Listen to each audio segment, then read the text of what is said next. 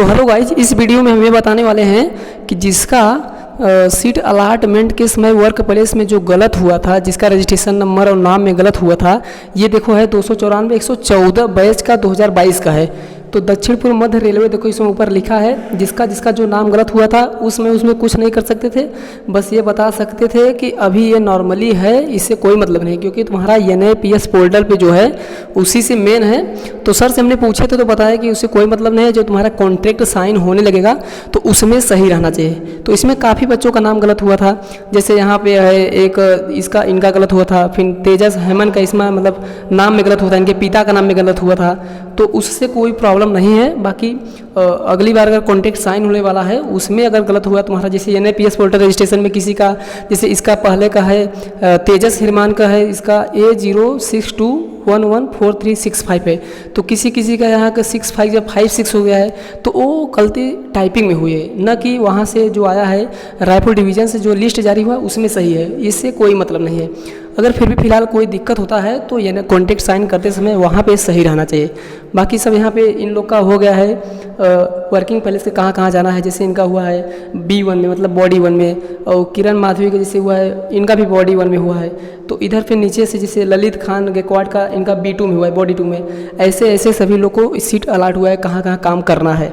और फिर इसके आगे देख रहे हैं, फिर इसके आगे ये भी है, मतलब कुल मिला के इसमें 81 बच्चे थे और सभी का सीट अलाट हो गया है वर्क प्लेस में कहाँ किसका करना है। और फिर वहाँ पे वो लोग जाएंगे, रिपोर्ट करेंगे, उसके बाद होगा।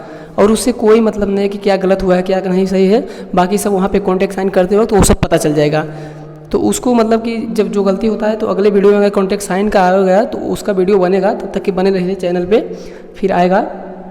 और कितना काम करना है गाइज उसका भी इसमें बताया गया है, कब शिफ्ट में काम करना है, कितना काम नहीं करना है, इसमें दिया है नोट में they have to abide by the rule regulation act of apprenticeship contract exhaust them the absent of the condition such engagement part training be given after railway establishment also. तो इनमें the candidate take practical training 1 shift, जैसे 3 shift में, first second third shift में।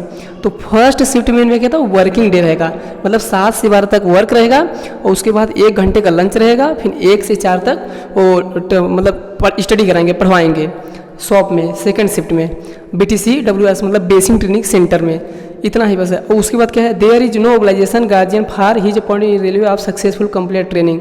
The terms condition of mention your offer in FG will be applied. The candidate will be reported to SSC मतलब senior section engineer and BTC basic training centre.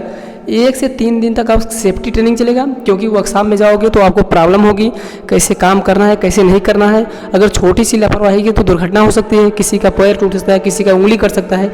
तो इस बात के लिए basic training centre में मतलब safety training चलेगा 3 दिन। बेसिक ट्रेनिंग सेंटर खत्म होते ही आपको तब वर्कशॉप में भेजा जाएगा, और वर्कशॉप में भेजने से पहले आपको शूज हेलमेट और सबकी व्यवस्था कराएगी, मतलब BTC मतलब ऑफिस वहाँ से सबको मिल जाएगा। बस इतना ही था। और बाकी अब अगली वीडियो में जो आता है जिसका गलत सही नहीं हुआ उससे बात करेंगे और देखते हैं अगर कॉन्ट्रैक्ट साइन करते वक्त जो तब उसमें प्रॉब्लम होगी, नहीं तो अगर नहीं होगा तो यहाँ से कोई मतलब नहीं है। ठीक है गाइज, अब अगली वीडियो में आगे आएगा तो उसमें पता चलेगा। ठीक है।